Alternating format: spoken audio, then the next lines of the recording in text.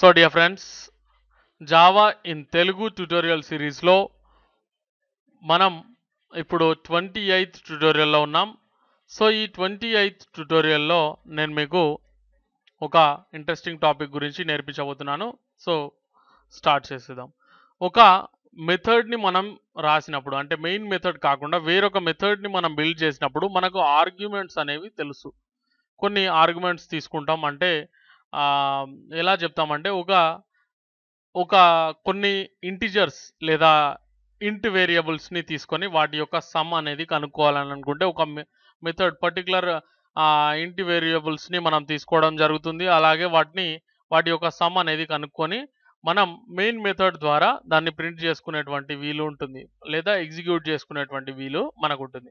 So for example ఆ type of ఒక మెథడ్ని మనం రాసినట్లయితే పబ్లిక్ స్టాటిక్, ఇక్కడ వాయిడ్ కాదండి, నేను ఇంట్ అనేటువంటి మెథడ్ని తీసుకుంటున్నాను. ఓకే, ఈ ఇంట్ కానీ స్ట్రింగ్ కానీ ఇవన్నీ ఏం చేస్తాయంటే రిటర్న్ మెథడ్స్ అంటారు వీటిని. ఓకే, వాయిడ్ అంటే సంథింగ్ చేయబోతున్నాయని, కానీ ఇక్కడ మనం ఇంట్ కానీ స్ట్రింగ్ కానీ రాస్తే రిటర్న్ అనే కీవర్డ్తో మనం వాల్యూని రిటర్న్ చేయాల్సిన అవసరం ఉంటుంది. ఓకే, అది గుర్తుంచుకోవాలి.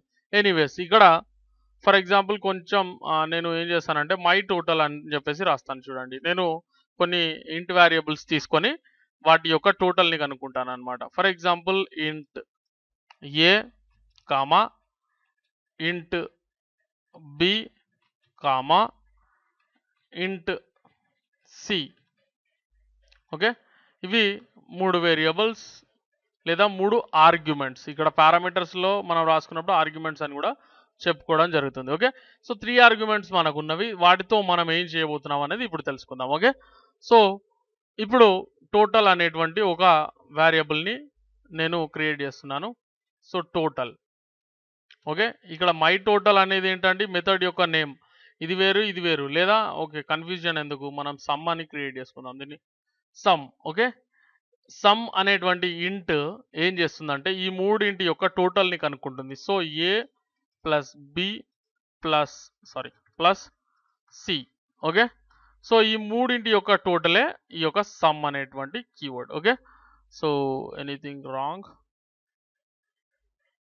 Okay, no problem. ఇక్కడ రిటర్న్ అనేది రాయాలి మనం, అప్పటి వరకు ఎర్రర్ ఉంటుంది అనమాట, అంతే, ఏం లేదు. ఓకే, సో రిటర్న్ అనేది రాసి ఏం రిటర్న్ చేయాలి మనకు అంటే సమ్ యొక్క వాల్యూని రిటర్న్ చేయాలని అడుగుతున్నాం. ఓకే, సో ఈ మెథడ్ మనకి ఏం చేస్తుంది, ఈ క్యాలిక్యులేషన్ జరిపిన తర్వాత మనకు సమ్ని రిటర్న్ చేసేస్తుంది.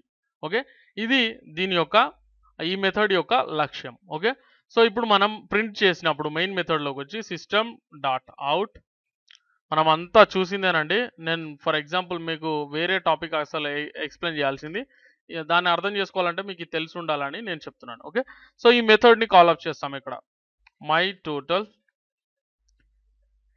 ఓకే, సో పారామీటర్స్ లోపల ఏం తీసుకుంటాం, A value, B value, C value. Okay, 3 parameters కాబట్టి 3 వాల్యూస్ అనేవి మనం ఎంటర్ చేయాల్సి ఉంటుంది. ఓకే, 30. సో ఇలా ఎంటర్ చేసిన తర్వాత మనకి ఏమవుతుంది, ఈ వాల్యూస్ యొక్క సమ్ అనేది ప్రింట్ అవుతుంది. Okay, so 10 + 20 + 30 = 60. ఓకే, అర్థమైంది కదండి. సో ఈ విధంగా మనం ఒక ఇంట్ లేదా ఏదో ఒక మెథడ్ని తీసుకొని మనం దాన్ని ఇలా ఆర్గ్యుమెంట్స్ అనేవి తీసుకున్న తర్వాత వాటి యొక్క ఫలితాన్ని మనం రిటర్న్ చేయమని అడిగి ఈ విధంగా తీసుకుంటాం. ఓకే, ఇది బాగానే ఉంది. కానీ ఫర్ ఎగ్జాంపుల్ ఇక్కడ చూడండి, ఫర్ ఎగ్జాంపుల్ నేను 40 కూడా ఎంటర్ చేశాను అనుకోండి, అప్పుడు ఇది తీసుకుంటుందా అండి? తీసుకోదు, ఎర్రర్ వచ్చేసింది. ఎందుకంటే ఇక్కడ మన మెథడ్లో మనం ఎన్ని తీసుకున్నామండి, ఓన్లీ 3 పారామీటర్స్ తీసుకున్నాం. సో 3 పారామీటర్స్కి 3 వాల్యూస్ని మాత్రమే ఎంటర్ చేసినప్పుడు ఇది పనిచేస్తుంది. సో ఒకవేళ ఫర్ ఎగ్జాంపుల్ ఇక్కడ మెథడ్ అనేది మనం ప్రోగ్రామ్ స్టార్ట్ చేసేటప్పుడు రాసేసుకుంటామండి, కానీ ఇక్కడ ఆర్గ్యుమెంట్స్ ఎన్ని ఉంటాయో మనకు ఒకవేళ తెలియదు అనుకోండి. ఓకే, సో ఒకవేళ మనకు ఆర్గ్యుమెంట్స్ ఎన్ని ఉంటావో తెలియనప్పుడు మనకు ఇది పర్ఫెక్ట్గా రిజల్ట్ అనేది మారదు. అంటే ఫర్ ఎగ్జాంపుల్ ఇక్కడ ఆర్గ్యుమెంట్ పెరిగినా కూడా, ఓకే, ఆర్గ్యుమెంట్ అనేది పెరిగినా కూడా ఈ విధంగా ఎర్రర్ జనరేట్ అవ్వద్దు, మన ప్రోగ్రామ్ అనేది పాడైపోవద్దు. సో ఆ విధంగా మనం ఆర్గ్యుమెంట్స్ ఎన్నో తెలియకుండా ఒక మెథడ్ని బిల్డ్ చేయాలంటే ఏ విధంగా చేస్తాం అనేది ఇప్పుడు మనం తెలుసుకోబోతున్నాం. ఓకే, సో ఇప్పుడు ఇదంతా మళ్ళీ ఒకసారి తీసేస్తాను చూడండి. సారీ, ఒక కర్లీ బ్రేసెస్ అనేది పోయింది. ఓకే, సో ఇక్కడ మొత్తం తీసేసాను నేను. ఇందాక మనం చూసింది ఏంటంటే కొన్ని ఆర్గ్యుమెంట్స్ అనేవి మనకు తెలిసినప్పుడు ఓకే, మరి తెలియనప్పుడు ఏంటి పరిస్థితి అంటే దానికోసం మెథడ్ ఎలా రాస్తాం. ఓకే, పబ్లిక్ స్టాటిక్ స్టాటిక్ ఇక్కడ సేమ్ ఇంట్. ఓకే, సో మన యొక్క మెథడ్ యొక్క నేమ్ ఇందాక మై టోటల్ అన్నాం కదా. సో ఇప్పుడు ఏం చేద్దాం, ఓకే టోటలే కనుక్కుందాం, ఎందుకు మళ్ళీ కన్ఫ్యూజన్ ఎందుకు. ఓకే, సో దీనికి నేమ్ మాత్రం టోటల్ యాపిల్స్ అని చెప్పేసి ఇస్తాను చూడండి. టోటల్ యాపిల్స్ మెథడ్ యొక్క నేమ్ ఇది. ఓకే, సో ఇక్కడ ఇంట్ తీసుకొని ఇక్కడ మనం ఇందాక ఇంట్ ఏ ఇంట్ బి ఈ విధంగా మనకు ఒక లిమిటెడ్ ఆర్గ్యుమెంట్స్ ఎన్ని ఆర్గ్యుమెంట్స్ తెలిసినప్పుడు ఆ విధంగా చేసాం.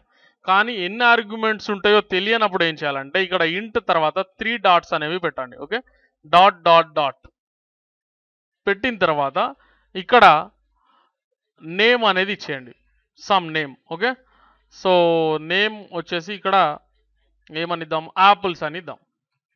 ఓకే, టోటల్ యాపిల్స్ అని మనం మెథడ్ నేమ్ ఇచ్చాము కదా, సో యాపిల్స్ అని నేను ఇక్కడ ఇచ్చేసాను. ఏదైనా ఎంటర్ చేయవచ్చు మనం, నా నేమ్ పర్టికులర్గా ఇదే ఉండాలని ఏం లేదు. ఓకే, సో ఇక్కడ ఏం చేయాలంటే మనం ఫస్ట్ టోటల్ని కనుక్కోవాలనుకుంటున్నాం కదా, ఒక టోటల్ వేరియబుల్ని తీసుకోండి. టోటల్ లేదా సమ్, ఇందాకలాగా సమ్ ఈజ్ ఈక్వల్ టు 0 అనుకోండి ఫర్ ఎగ్జాంపుల్. ఓకే, సో మెథడ్లో కొంచెం చేంజ్ అనేది ఉంటుంది అనమాట ఇప్పుడు.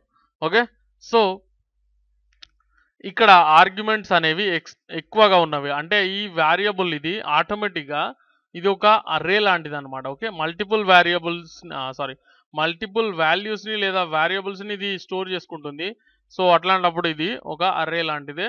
సో ఫర్ లూప్లో మనం ఎన్హాన్స్డ్ ఫర్ని ఎలా యూజ్ చేస్తామో ఆ విధంగా ఇక్కడ ఫర్ని యూజ్ చేస్తాం అనమాట. ఫర్ ఎగ్జాంపుల్ ఇంట్ ఎక్స్, ఇక్కడ ఎక్స్ అనేది ఐడెంటిఫైయర్ అవుతుంది. ఓకే, ఇంట్ అనేది డాటా టైప్ అండ్ ఎక్స్ అనేది ఐడెంటిఫైయర్. దేని యొక్క ఐడెంటిఫైయర్, ఇక్కడ యాపిల్స్ యొక్క ఐడెంటిఫైయర్, యాపిల్స్ అని చెప్పేసి రాసేయండి. ఓకే, ఆ తర్వాత ఈ విధంగా తీసుకోండి. తర్వాత ఇప్పుడు ఏం చేయాలి, మనం లూపింగ్ అనేది ఏ విధంగా చేయాలి, సమ్. ఓకే, ఆ తర్వాత ప్లస్ ఈజ్ ఈక్వల్ టు ఏం చేయాలి, ఓకే ఏం చేయాలి, ఎక్స్ అనేది తీసుకోవాలి. ఎందుకు అంటే ఇది దీంట్లో ఉండేటువంటి వాల్యూస్ యొక్క ఐడెంటిఫైయర్ అవుతుంది. ఓకే, ఆర్గ్యుమెంట్స్ యొక్క ఐడెంటిఫైయర్ అవుతుంది ఇక్కడ. ఓకే, సో ఈ విధంగా తీసుకున్నాం, మన మెథడ్ అనేది రాసేసుకున్నాం. ఓకే, సో ఇక్కడ ఏం చేస్తాం మనం అంటే రిటర్న్ అనేది తీసుకోవాలి కంపల్సరీ, ఎందుకంటే మనం ఇక్కడ మన యొక్క మెథడ్ అనేది రిటర్న్ టైప్ అనమాట. ఓకే, స్ట్రింగ్ కానీ ఇంట్ కానీ తీసుకున్నాం కాబట్టి రిటర్న్ టైప్ కాబట్టి రిటర్న్ సమ్ అని చెప్పేసి పెట్టేస్తాం.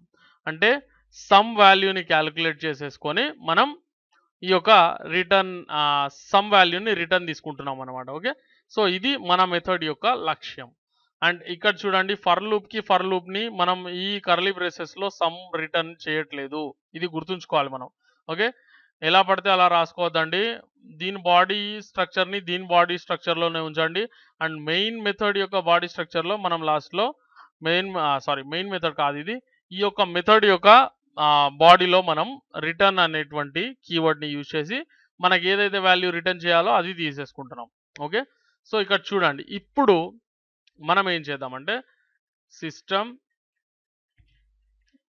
Dot out dot print line ఇక్కడ ఏం చేయాలండి, టోటల్ యాపిల్స్ అంటే మనం మెథడ్ యొక్క నేమ్ అనేది రాసుకోవాలి. ఓకే, సో నేను కాపీ చేసేసుకుంటున్నాను. అండ్ ఇక్కడ parameters, so 10 20 30 40. Okay, so 4 parameters అనేవి నేను తీసుకున్నాను, వీటి యొక్క టోటల్ అనేది మనకు రావాలి, మన మెథడ్ యొక్క ఉద్దేశం అది, అవునా. సో ప్రింట్ చేసినప్పుడు లేదా రన్ చేసినప్పుడు 100 వచ్చేసింది. ఓకే, సో ఫర్ ఎగ్జాంపుల్ ఇక్కడ ఆర్గ్యుమెంట్స్ అనేవి పెరిగినాయి అనుకోండి. ఓకే, ఆర్గ్యుమెంట్స్ అనేవి పెరిగినవి, సో ఈ విధంగా చేసినప్పుడు మనకు ప్రోగ్రామ్ అనేది చాలా చక్కగా రన్ అవుతుంది. చూసారా 210 వచ్చేసింది వాల్యూ. ఫర్ ఎగ్జాంపుల్ ఆర్గ్యుమెంట్స్ అనేవి తగ్గినవి, ఓన్లీ 2 ఆర్గ్యుమెంట్సే మిగిలినవి అనుకోండి. ఫర్ ఎగ్జాంపుల్ ఏదైనా ఉండొచ్చు కారణం. సో అప్పుడు అయినా కూడా మీకు మీ యొక్క ప్రోగ్రాంలో ఎలాంటి ఎర్రర్ లేకుండా ఈ విధంగా మీకు ఎన్ని ఆర్గ్యుమెంట్స్ ఉన్నాయో తెలియకుండానే మీరు మీకు కావాల్సింది అంటే మీ ఆర్గ్యుమెంట్ టైప్స్ అంటే మీ వేరియబుల్ డేటా టైప్ ఏంటి అనేది మీకు తెలిసి ఉండాలి ఫస్ట్ ఆఫ్ ఆల్. అదొక్కటి మాత్రం కంపల్సరీ. అండ్ మీరు దాని త్రూ ఏం చేయాలనుకుంటున్నారో మీ లక్ష్యం ఏంటో దాన్ని బట్టి మీరు ఈ యొక్క మెథడ్ని రాసేసుకొని లాస్ట్లో రిటర్న్ అని చెప్పేసి మీ మెథడ్ బాడీలోనే అంటే మీ ఉద్దేశాన్ని ఏదైతే మీ వాల్యూని మీరు ఏ వాల్యూని అయితే రిటర్న్ కోరుకుంటున్నారో ఆ వాల్యూని ఇక్కడ తీసేసుకోండి. ఓకే. సో ఫర్ ఎగ్జాంపుల్ ఇక్కడ సమ్ అనే కాకుండా ఫర్ ఎగ్జాంపుల్ ఇక్కడ సమ్ అనేది జరిగింది. ఇప్పుడు నేనేం చేయాలనుకుంటున్నానంటే యావరేజ్ అనేది కనుక్కోవాలనుకుంటున్నాను అనుకోండి ఫర్ ఎగ్జాంపుల్. ఓకే. సో అప్పుడు యావరేజ్ అనేది ఏ విధంగా కనుక్కుంటామండి మనం ఇక్కడ. ఓకే. సో యావరేజ్ అనేటువంటి ఒక ఇంట్ని తీసుకుంటున్నాను అనుకోండి. సో ఇంట్ అంటే ఇక్కడ variable. Okay. So AVG average AVG int AVG is equal to sum by. Okay. ఇక్కడ యావరేజ్ని కనుక్కున్నప్పుడు ఏం చేయాలండి total by total values. Okay. Values ఎన్ని వాల్యూస్ అనేది ఎంటర్ చేయాలి. సో అప్పుడు ఏం చేయాలండి యాపిల్స్ డాట్ లెంత్ అనేది తీసుకుంటే మనకు దీని యొక్క యావరేజ్ అనేది వచ్చేస్తుంది. సో అప్పుడు రిటర్న్ వాల్యూ వచ్చేసి మనకు ఏవిజీ అనుకోండి ఫర్ ఎగ్జాంపుల్. ఓకే. సో వీటి యొక్క యావరేజ్ ఎంత అని అంటే చూడండి 15 పర్ఫెక్ట్గా వచ్చిందా. సో చూడండి ఈ విధంగా మనం కనుక్కోవచ్చు అనమాట. మరిన్ని ఆర్గ్యుమెంట్స్ తీసుకున్నాం ఫర్ ఎగ్జాంపుల్ 50 వరకు తీసుకున్నాను లేదా 60 వరకు తీసుకున్నాను. సో ఇప్పుడు దీని యొక్క యావరేజ్ ఎంత. ఓకే. సో ఈ విధంగా మనం ఏదైతే కావాలనుకుంటున్నామో ఆ యొక్క రిజల్ట్ని మనం తీసుకునేటువంటి వీలు మనకుంది. అండ్ ఈ విధంగా మనం ఒక ఆర్గ్యుమెంట్స్ లేనటువంటి మెథడ్ని ఏ విధంగా బిల్డ్ చేసుకోవచ్చు అంటే ఎన్ని ఆర్గ్యుమెంట్స్ ఉన్నావో తెలియనటువంటి ఒక మెథడ్ని మనం ఎలా బిల్డ్ చేయాలో ఈ ట్యూటోరియల్లో నేను మీకు చెప్పడం జరిగింది. ఓకే. సో అర్థమైంది కదండి. మనకు ఒకవేళ పర్టికులర్గా మీరు ఇంట్ ఏ ఇంట్ బి ఇంట్ సి అని తీసుకుంటే మీరు ఎన్నైతే తీసుకుంటున్నారో అన్నిటికీ మాత్రమే మీరు ఈ యొక్క మెథడ్ అనేది యూజ్ చేయొచ్చు. దాంట్లో అంటే ఆ వాల్యూస్లోని మార్పులను ఇది తీసుకోదన్నమాట. ఒకవేళ మనం ఫస్ట్ చేసుకున్నటువంటి విధంగా చేస్తే అంటే ఆర్గ్యుమెంట్స్ అనేవి పెరిగినా తగ్గినా ఆ ప్రోగ్రామ్ అనేది డిస్టర్బ్ అవుతుంది. అప్పుడు అది రన్ అవ్వకుండా ఎర్రర్ అనేది చూపిస్తుంది. కానీ మనం ఈ విధంగా అంటే డాట్ డాట్ డాట్ అనేటువంటి 3 డాట్స్ని యూజ్ చేయడం ద్వారా ఏమవుతుంది ప్రోగ్రామ్ అనేది ఆర్గ్యుమెంట్స్ ఎన్నైనా సరే ఇది యాక్సెస్ చేయడం అనేది జరుగుతుంది. ఓకే. ఈ వీడియో మీకు నచ్చినట్లయితే దయచేసి మీ ఫ్రెండ్స్తో ఫేస్బుక్లో కానీ ట్విట్టర్లో కానీ వేరే ఏదైనా సోషల్ నెట్వర్కింగ్ సైట్లో కానీ షేర్ చేయండి. అలాగే నా వీడియోలను లైక్ చేయండి. మీ ఫ్రెండ్స్తో తెలుగు కంప్యూటర్ వరల్డ్ గురించి చెప్పండి. Okay. Thanks for watching this video.